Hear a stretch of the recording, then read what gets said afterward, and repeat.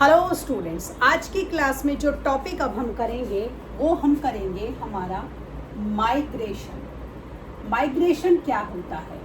जब हम बोलें, जब कुछ लोग अपनी एक स्टेट से दूसरी स्टेट या एक कंट्री से दूसरी कंट्री में चले जाते हैं ज़्यादा वक्त के लिए, तो उसे हम लिटरल शब्दों में बोल देते हैं माइग्रेशन। तो जैसे अभी मैंने कहा, एक स्टेट से दूसरी स्टेट या एक कंट्री से दूसरी कंट्री। माइग्रेशन दो तरह का होता है। इंटरनल जब आप अपने ही देश में करते हैं एक स्टेट से दूसरी स्टेट में, और इंटरनेशनल। तो देखिए, क्योंकि हम पॉपुलेशन ग्रोथ पढ़ रहे थे, तो पॉपुलेशन ग्रोथ में सबसे जो हमारा टॉपिक कल बच गया था वो था हमारा माइग्रेशन। तो देखिए, अब माइग्रेशन क्यों करता है कोई भी परिवार या कोई भी व्यक्ति, माइग्रेशन क्यों करता है? अभी जैसे कि हमने पिछली क्लास में करा कि जो ऑक्यूपेशनल स्ट्रक्चर होता है या हमारा हम बोलें एम्प्लॉयमेंट अपॉर्चुनिटीज़ होती हैं, वो काफ़ी हद तक ये तय करती है कि आपको कहाँ रहना पड़ता है। जैसे मान लीजिए आप एक हाईली स्किल्ड पर्सन हैं, लेकिन जिस जगह आप रहते हैं वहाँ पर आपकी स्किल्ड से रिलेटेड आपको काम नहीं मिल रहा है। क्योंकि आपको काम नहीं मिल रहा है तो आप अपनी स्किल का बेहतर तरीके से यूज़ नहीं कर पा रहे हो। अब ये जो आपकी सिचुएशन है कि जब आप अपनी स्किल का बेहतर तरीके से यूज़ नहीं कर पा रहे हो, ये आपको न केवल जंग लगाता है बल्कि ये फ्रस्ट्रेशन को भी लीड करता है, और कहीं ना कहीं ये सोसाइटी में डिससेटिस्फेक्शन, एंगर और ये सारी चीज़ें लेके आता है। तो आप ऐसे जगह रहते हैं जहाँ पर आपकी स्किल को कोई ज़्यादा स्पेशल हम बोले रिकॉग्निशन नहीं मिल रहा। अब आपके पास ऐसी अपॉर्चुनिटी आती है जहाँ पर आपको अपने उस नेटिव प्लेस से बाहर जाना पड़ेगा, लेकिन बाहर जाने के एवज़ में आपको वो स्किल जो आपकी है उसको आप बेहतरीन तरीके से यूज़ कर पाएंगे। तो ऑब्वियसली आप उस ऑप्शन को चुनेंगे, क्योंकि इससे आप अपनी स्किल का बेहतरीन डिस्प्ले कर सकेंगे। तो आप कुछ समय के लिए अपने नेटिव प्लेस को छोड़कर उस जगह से चले गए। तो जब आप चले गए उस नई स्टेट में, मान लीजिए हम सपोज कर लेते हैं कि आप पेनिनसुलर स्टेट में रहते हैं या किसी हिमालयन स्टेट में रहते हैं, किसी पहाड़ी इलाके में रहते हैं, और आपको किसी सिटी में जैसे बेंगलोर में हो गया, मुंबई में या दिल्ली में आपको एक बेहतर जो है जॉब अपॉर्चुनिटी मिल गई। तो अब आप यहाँ जब आपने अपने स्किल का डिस्प्ले करा, आपका धीमे धीमे जो फ्रस्ट्रेशन था वो आपके काम में लगने लगा, और धीमे धीमे जब आपको रिकॉग्निशन मिलने लगा तो आपका वो फ्रस्ट्रेशन जो था वो नॉलेज में, और वो हम बोलें कि आपकी एक डेवलपमेंट में चेंज होता चला गया, और धीरे धीरे धीरे धीरे आप जो थे एक बेहतर और बेहतरीन इंसान बनते चले गए। तो कहाँ, तो जहाँ आपको डिस्प्ले ही नहीं मिल रहा था अपने टैलेंट को दिखाने का, अब आप अपने ही जैसे आप पहली परिस्थिति में थे, आप वैसे ही लोगों को क्या कर रहे हैं, ट्रेंड कर रहे हैं, उन्हें बता रहे हैं, और धीमे धीमे धीमे इसी तरीके से हम क्या बोलते हैं, आप उसी स्टेट में रहने लगते हैं, और इसी तरह से आप उसी स्टेट के एक तरह से सिटीजन बन जाते हैं, ऑल्दो आप एक ही कंट्री में रह रहे हो। तो ये होता है हमारा इंटरनल माइग्रेशन, कि जब हमारी एजुकेशनल हमारे बोले हम बैरियर को तोड़ रहे हैं कि हमारे नेटिव प्लेस पे बहुत अच्छे स्कूल या कॉलेजेस नहीं हैं, या एम्प्लॉयमेंट अपॉर्चुनिटीज़ नहीं हैं, या और भी बड़े सारे रीज़न हैं। अब जैसे आप वहाँ पर शिफ्ट हो गए शहर में, तो धीमे धीमे फिर आपके पेरेंट्स भी आ गए, तो जो आपका नेटिव प्लेस था वो, अब हम क्या बोले कि आपका परिवार अब उस नेटिव प्लेस में नहीं रहता, तो उस जगह पर आप लोगों के जितना भी आपका परिवार है, 4 जनों का, 6 जनों का, अब वो शहर में आ गया, दिल्ली, मुंबई, कलकत्ता या हम बोले बेंगलोर जैसी जगह पे आ गया। तो अब ये क्या हुआ, ये शिफ्ट हो गया पॉपुलेशन का। So this is called internal migration. तो इससे तो पॉपुलेशन पे कोई फ़र्क नहीं पड़ता, देश की पॉपुलेशन पे कोई फ़र्क नहीं पड़ता, स्टेट की पॉपुलेशन पे धीरे धीरे इससे इफेक्ट पड़ता है, जिसे हम बोलते हैं पॉपुलेशन की डेंसिटी चेंज हो जाती है। इसीलिए हम बोलते हैं कि जो मैदानी इलाके होते हैं वहाँ पर पॉपुलेशन की डेंसिटी जो होती है वो ज़्यादा होती है। ठीक है, अब आता है हमारा इंटरनेशनल माइग्रेशन। इंटरनेशनल माइग्रेशन को अब आप इसी को आप बड़े लेवल पे लीजिए। अब जैसे कि अब मैं इसको इंटरनेशनल माइग्रेशन को समझाने के लिए 2 नेशन का एग्जांपल ले रही हूँ। एक तो आप ले लीजिए बांग्लादेश या नेपाल, ठीक है, और एक आप ले लीजिए यूके या यूएसए। अब हम मान लीजिए हम इंडियंस हैं, और जैसे कि आपको पता ही है कि जो इंडियन इंजीनियर्स हैं, इंडियन टेकीज़ हैं, वर्ल्ड में उनकी बहुत डिमांड है। Asian brains are the best brains in the world, और ये बिल्कुल सही बात है।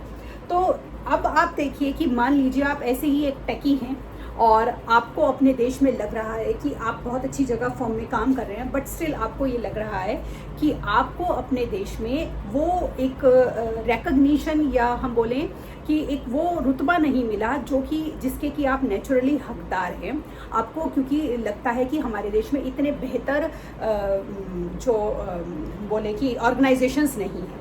ऐसे में आपको जॉब का ऑफ़र आता है यूके और यूएसए से, और आपको लगता है कि हाँ अब ये जो मेरे को ऑफ़र आया है यहाँ से मैं अपने जो मेरी जो एबिलिटीज़ हैं उनको मैं बेहतरीन तरीके से यूज़ कर पाऊँगा। तो आप कुछ समय के लिए यूके या यूएसए चले गए, जब वहाँ आपने काम किया तो आपको बेहतर एनवायरनमेंट मिला, बेहतर आपको एम्प्लॉयमेंट चैलेंजेस मिले, आपने उन सबको बैरियर को क्रॉस करा और धीमे धीमे आप वहाँ के सिटीज़न बन गए। तो क्या हुआ, क्योंकि ये इंटरनेशनल माइग्रेशन था, धीमे धीमे आप वहीं रहने लगे, वहीं आपका सिटीज़न बन गया, वहीं आपकी फैमिली भी सेटल हो गई। तो अब आपके देश की, अब इसको तो हम एक परिवार के तौर पर गिन रहे हैं। अब जैसे कि अब हम देखते हैं कि यूएसए के कैलिफोर्निया में मोस्ट ऑफ द इंडियन टेकीज़ हम वहाँ पर देखते हैं, और इसी तरह यूके में भी हम देखते हैं। तो इससे क्या होता है, धीरे धीरे पॉपुलेशन में क्या कर रहे हैं, शिफ्ट हो रहा है। तो ये जो पॉपुलेशन का टेकीज़ का शिफ्ट है इंडिया से कहाँ हो गया, बाहर हो गया। तो ये तो हुआ कि जब हमारे देश के लोग बेहतरीन, इंडिया से बेहतरीन वर्किंग एम्प्लॉयमेंट अपॉर्चुनिटीज़ के लिए बाहर चले गए, तो पॉपुलेशन शिफ्ट हो गया, माइग्रेशन हो गया। अब आप इसको दूसरे नज़रिए से देखें, हम देखें बांग्लादेश और नेपाल जैसे लोग इंडिया से लेस डेवलप्ड हैं, काफ़ी पीछे हैं बहुत सारी चीज़ों में। तो जब इन्हें भी अपने देश में कुछ एम्प्लॉयमेंट अपॉर्चुनिटीज़ नहीं मिलती और उन्हें वो बेहतर एम्प्लॉयमेंट अपॉर्चुनिटीज़ लगता है कि इंडिया जैसे देश में हमें काम मिल जाएगा, हमें, क्योंकि वहाँ पर सिचुएशन बहुत ज़्यादा ख़राब है कि हमें भूखे नहीं मरना पड़ेगा, भूटान जैसे इस तरह के देशों में, नेपाल में, बांग्लादेश में, तो ये चोरी छिपे लीगली या इलीगली इंडिया में एंटर करते हैं। जब ये इंडिया में एंटर करते हैं, क्योंकि ये बहुत ज़्यादा स्किल्ड तो होते नहीं हैं, इंडियन टेकीज़ तो बहुत ज़्यादा स्किल्ड होते हैं, ये लोग तो बिल्कुल स्किल्ड नहीं होते। तो ये क्या करते हैं, इंडिया में आके जैसे छोटे मोटे काम पकड़ लेते हैं, जैसे कि वेंडर्स बन गए, मोमोज़ के स्टॉल लगा लिए, किसी की यहाँ चौकीदारी कर ली। इससे क्या होता है, ये काम बहुत बड़े नहीं होते, लेकिन ये काम जो है इन्हें कंटिन्यूस क्या देते हैं, कंटिन्यूस इनकम देते हैं। वो इनकम इन्हें इनके देश में नहीं मिलती, क्योंकि इनके देश की जो डेवलपमेंट है वो बहुत पुअर है। तो यहाँ पर आकर ये इंश्योर हो जाते हैं कि यहाँ पर हमें काम की कंटिन्यूटी मिलेगी, तो एटलीस्ट हमें फूड की गारंटी मिलेगी कि हम अपना कमाकर फूड को, अपने अपनी फूड की नीड को, शेल्टर की नीड को, या अपने बच्चों को ये सरकारी स्कूल में डाल देते हैं। सरकारी स्कूलों में पढ़ाने का कोई खर्चा नहीं होता, कि हम बेसिक एजुकेशन तो दिला पाएंगे। और उसलिए ये लोग क्या करते हैं, बांग्लादेश, नेपाल जैसे लोग इंडिया में आ जाते हैं। आप अगर न्यूज़ थोड़ा बहुत भी सुनते हैं तो आप सुनते होंगे कि अवैधी बांग्लादेशियों को इंडिया ने पकड़ लिया और फिर हमने उन्हें डिपोर्ट कर दिया। एट द सेम टाइम आप ये न्यूज़ भी सुनते होंगे कि इंडिया के लोग इलीगल तरीके से यूएसए चले गए और वहाँ पर यूएसए की गवर्नमेंट ने उनको पकड़ लिया और फिर उनको इंडिया डिपोर्ट कर दिया। सेम सिचुएशन है। मतलब अगर हम इंडिया को बीच में रखें तो हम बहुत ज़्यादा डेवलप्ड नहीं हैं यूके यूएसए की तरह, तो हम बहुत ज़्यादा पुअर नहीं हैं बांग्लादेश नेपाल की तरह। तो जैसे हम यूके और यूएसए को देखते हैं, ऐसे बांग्लादेशी, नेपाल, भूटानी लोग इंडिया को देखते हैं। तो ये क्या होता है, ये होता है पॉपुलेशन शिफ्ट, माइग्रेशन। मतलब एक जगह से जब दूसरी कंट्री, एक कंट्री से जब दूसरी कंट्री में लोग लंबे समय के लिए या परमानेंटली शिफ्ट हो जाते हैं, तो इससे क्या चेंज हो जाता है, पॉपुलेशन ग्रोथ का पैटर्न चेंज हो गया। अब जैसे कि मान लीजिए ये अवैध बांग्लादेशी जब हमारे देश में आएंगे, ये नेपाली, तो हमारे देश की पॉपुलेशन क्या होगी, बढ़ जाएगी। तो हमारे देश की पॉपुलेशन जो हम ऑलरेडी इतने पॉपुलेटेड है, ऐसे में हमारी नेबरिंग कंट्रीज़ के लोग भी हमारे देश में आ रहे हैं, तो हमारे देश पर जनसंख्या का बोझ और ज़्यादा बढ़ जाएगा। एट द सेम टाइम जब हमारे देश के लोग वहाँ जाएंगे, तो ये जो हम ये आप सोचोगे कि ये जो टेकीज़ थे ये तो यूके यूएसए चले गए, अब जनसंख्या का बोझ जो है वो कम हो गया, तो ये इक्वल हो गया। नहीं, ये इक्वल नहीं हुआ। ये हमारे लिए और भी गलत बात है। क्यों? क्योंकि ये लोग जो हमारे देश में आए, ये स्किल्ड नहीं थे, ये लिटरेट नहीं थे, ये देश के लिए किसी भी तरीके का कोई भी कंट्रीब्यूशन नहीं करेंगे। लेकिन जो देश छोड़कर गए, जो यूके यूएसए गए, वो स्किल्ड थे, वो टेकीज़ थे। वो देश के लिए क्या थे, वो देश के लिए एसेट थे। अगर हम अपने देश में ही उनको बेहतर एम्प्लॉयमेंट अपॉर्चुनिटीज़ देते तो वो नाम कमा रहे हैं जो वो उन देशों में वो देश के लिए करते, तो देश की ग्रोथ होती, देश की ग्रोथ होती तो क्या होता, वो ज़्यादा फ़ायदा होता। तो एक तरीके से हम क्या हो गए, हम एक गलत सिचुएशन में फंस गए, जहाँ हम एक तरह से अनएम्प्लॉयड और अनस्किल्ड लोगों को अट्रैक्ट कर रहे हैं, वहीं हमारे देश के एजुकेटेड टेकीज़ बाहर जाने के लिए अट्रैक्टेड हो रहे हैं। तो ये भी एक गलत सिनेरियो है जो हमारे देश के हम बोले ग्रोथ को एक रॉन्ग वे में इफ़ेक्ट कर रहा है, जिसे हमें रोकने की ज़रूरत है। हमें ये ज़रूरत है कि जो ये हमारे टेकीज़ हैं जो बाहर जा रहे हैं, उन्हें बाहर जैसी एम्प्लॉयमेंट अपॉर्चुनिटीज़ अपने देश में मिले, ताकि वो अपने देश में रहकर उन सारी चीज़ों को करें जो कि वो बाहर जाकर करते हैं।